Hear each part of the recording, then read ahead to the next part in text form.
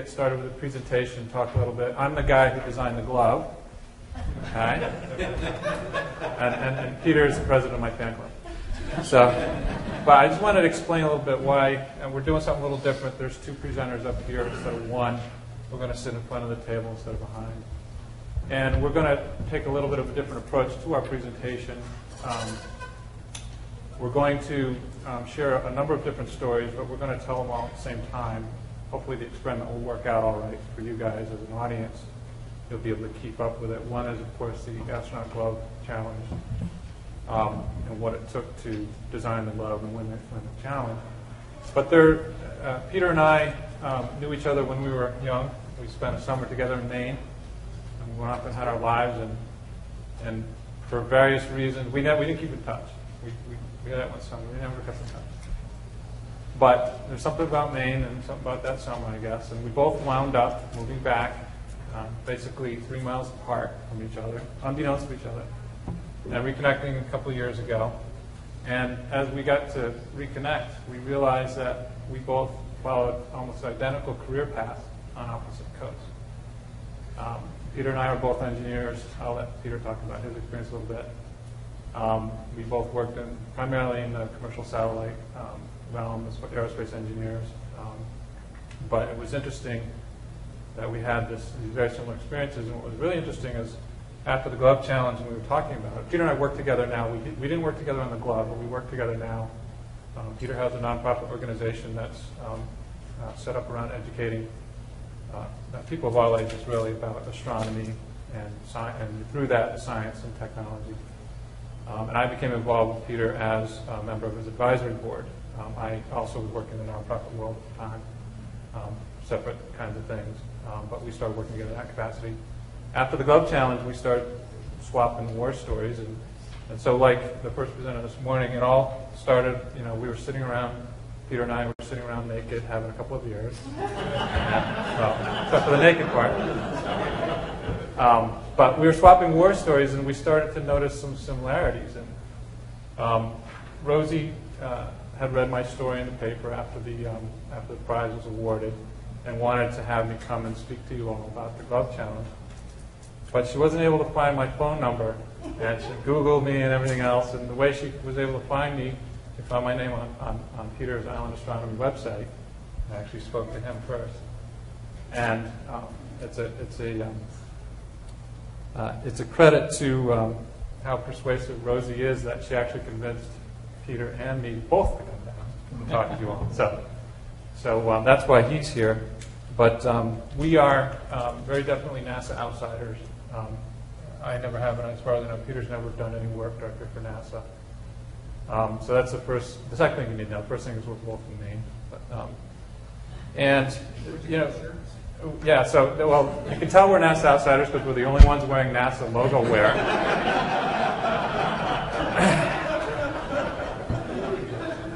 But that's a nod to all the things that all you folks do. We're honored to be here, and we revere what you guys do and gals, and we know how hard a job it is. We both have pretty extensive aerospace backgrounds. We work in a different culture, a different climate as far as commercial versus the world that you're in, which is maybe more politically driven. But we certainly understand a lot of what you have to go through in order to go into hardware. We might be a little controversial. We certainly bring a different set of perspectives. I hope we're not too controversial, but we'll bring a different set of perspectives. But what's interesting is, and you'll see it, the themes that we're going to talk about, you've already heard 3 times today. And it's been interesting sitting in the audience listening to the presenters ahead of us and going, hey, that's what we're going to talk about. But anyways, coming back, when Peter talked about the different projects we each worked on in our careers, we noticed these similarities. The successful ones, what was there for the successful ones, and what was lacking for the ones that weren't successful. And we decided to build our presentation around that. So hopefully we'll achieve that. We'll know in an hour or so. But that's sort of the background so you can follow along. I guess we might as well go into our quick introduction. Whoops, that was real quick, too quick. So I mentioned already, I designed the glove that won the challenge. And again, maybe the most important thing of that is I'm the first one who actually won one of these challenges. And we're going to talk about that. I'm going to talk about one other program I worked on, but just by way of background. I started my career at Grumman Aerospace. Out of school, I had a master's degree from Stanford in Aero and Astro, and then headed back east, where I grew up. I grew up in New England. And went to work in Grumman's Product Development Center, which is their version of the Skunk Works. And I walked in, I heard somebody from Dryden was talking about the X-planes. I walked in the day after the X-29 rolled out, so I missed that program. But I started my career in kind of a Skunk Works environment, much smaller scale than probably most are aware of. But the other thing that was important there is a lot of the folks I worked with were the old guard that had worked on Apollo. And for a young engineer just starting out, that was very formative for me, hearing them tell their stories of working on the lunar module and how they designed it, tested it, that kind of thing. And the importance of things like, seeing the big picture and understanding that somebody's life, the mission criticality could rest on a single error. Those things were knocked into my head very early in my career. Then I went on to work in the commercial satellite world. A2100 spacecraft bus, we'll talk a little bit about that program as we get into it, but that was a program that I led the design on. And I'll turn over to Peter to tell you what he's doing and what he's done. I was genuinely excited about what I saw, and we'll be talking about that and how it resonated. And the whole storytelling theme here, I can honestly say, is that we exchanged war stories, and the themes came back. And there's the distance of looking back on the work that was done. I was able to say, well, we'd have a conversation, well, what was under the hood? What made that work environment unique and special? I learned an awful lot about what made my career tick in the stories that Peter and I exchanged, and then looking at the exemplary piece of work, because it was just laid out in front of me. We use the words tactile and hands-on. Well, it doesn't get any better than that. We are, as Rosie mentioned, interested in how you take collective wisdom like this and share it with the next generation. How do we capture this enthusiasm? And when I met Peter, Apollo was still flying.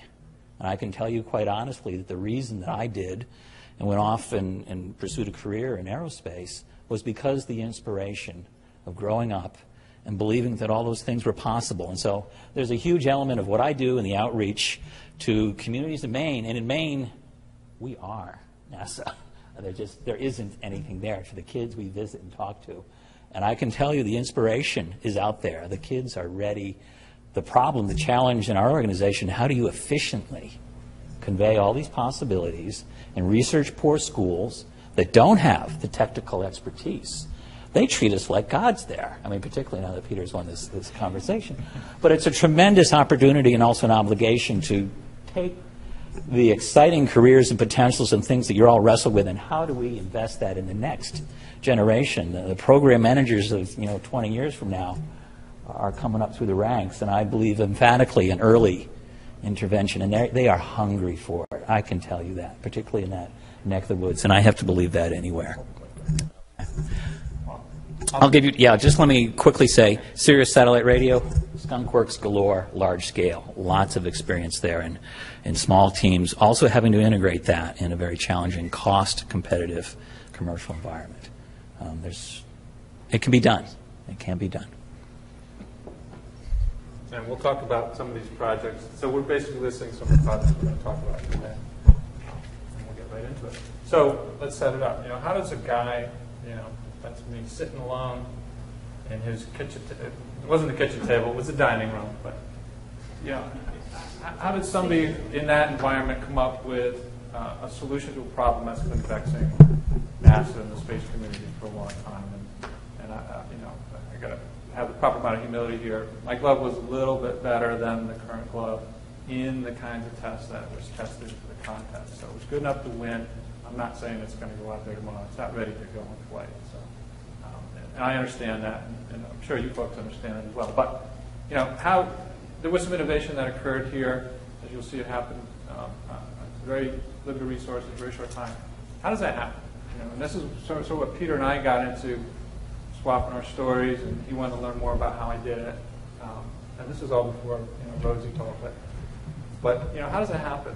And more importantly, as we started sharing our stories and we realized that this wasn't a one-time thing, how does this happen where a small team gets together and does the unimaginable when these big teams that we try to put together and do fairly conventional things fail? All right, what's the difference? What's the secret sauce? And that's what we're going to try to talk about a little bit today through our story. That sound good? So just a little bit on the Astronaut Glove Challenge, just to bring everybody on the same level. This is one of the 7th Centennial Challenges that were put into play by NASA back, I think it was in early 05. And since the challenge, I've become sort of an informal spokesperson for the program. And there are a series of challenges. Prize money was put up. Congress approved a certain dollar amount of prize money for each of the 7 challenges and a format.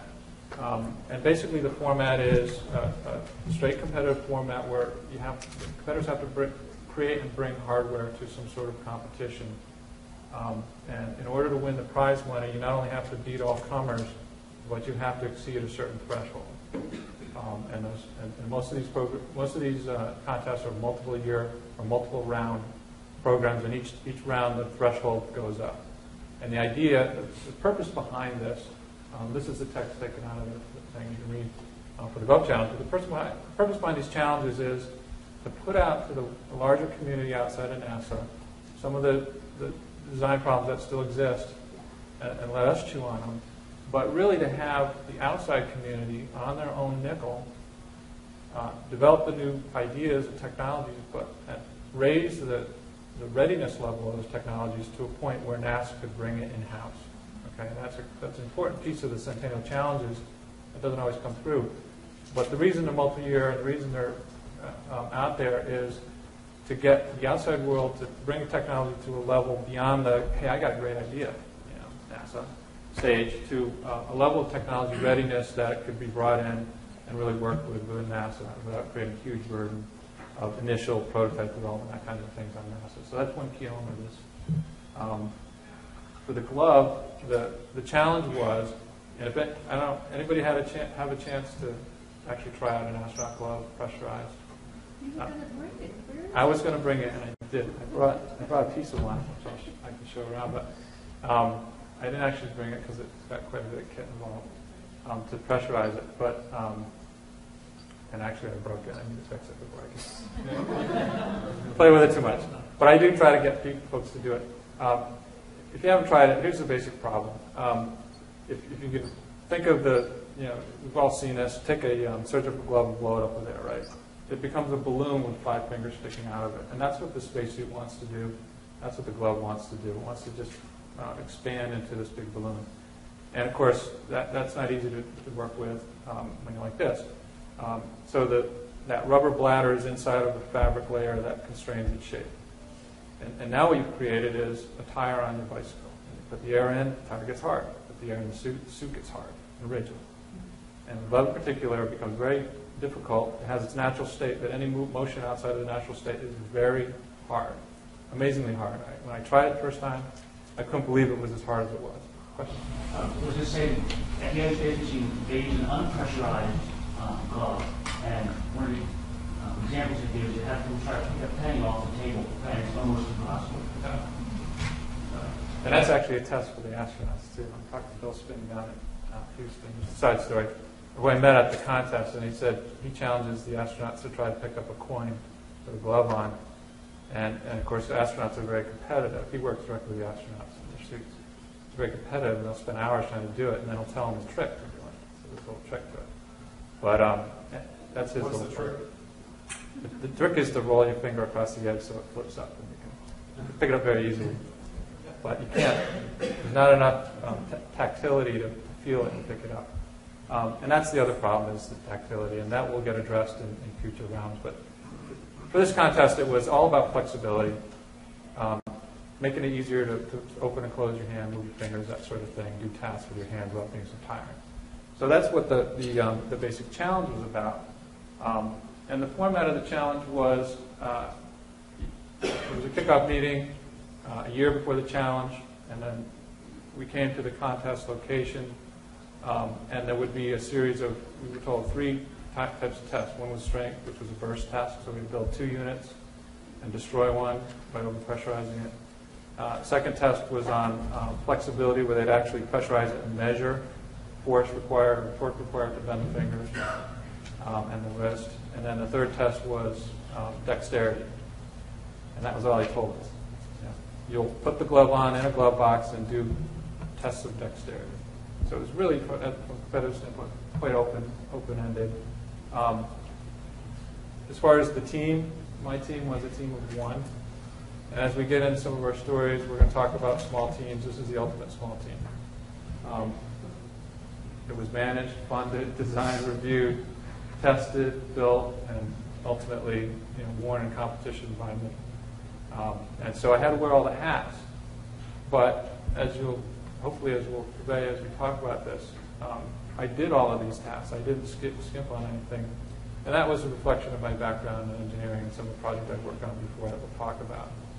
And I think those are important things. The second thing is I had no knowledge about astronaut gloves whatsoever. There wasn't much out there to find. I had no experience in it. When I started building it and testing my own initial units, it was nothing like I thought it would be. So I was truly going into this without any real background other than my engineering background, general stuff, to inform me on how to do gloves. So that's another piece. And I think that's, for a lot of the projects and programs that NS gets involved in, that's the environment you work in too. You don't really know what you're getting into before you get into it.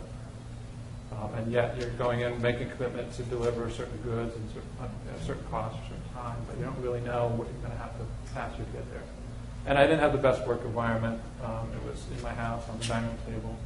I built everything by hand, using hand tools only. I don't have a shop set up at home. I'd love to, but we haven't gotten there yet. And I did it in the middle of living with my family life. 3 kids, running around while I'm doing all this stuff. Not clean room environment. It's not.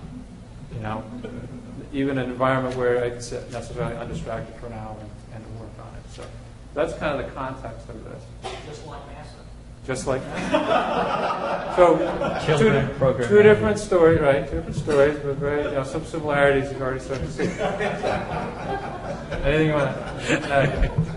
So here's the first part of the challenge, and for the visual learners, I put a very simple graphic thing, but a 1-year timeline was essentially what I started with.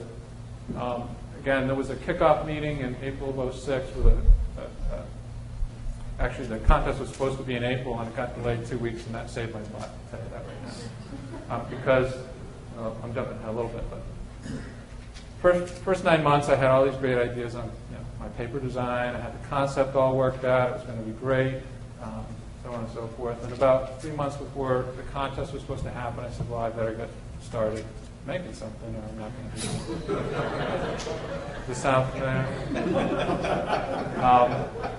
So I started making stuff and trying to build this great idea I'd come up with on paper, and I came up with some things. And of course, one of the things I had to do, and I didn't really think this through ahead of time, and I just quickly learned it. Not only do I have to create the gloves, but I have to figure out how I'm going to make them, and figure out how I'm going to test them. And then I have to build the manufacturing stuff. I have to build the testing equipment, and then I have to figure out how to test it. And so there's a lot of development that had nothing to do with the actual glove. But I started doing that about 3 months before. And after about 5 weeks of work, I realized that my really good idea on paper was crap. And it wasn't going to work.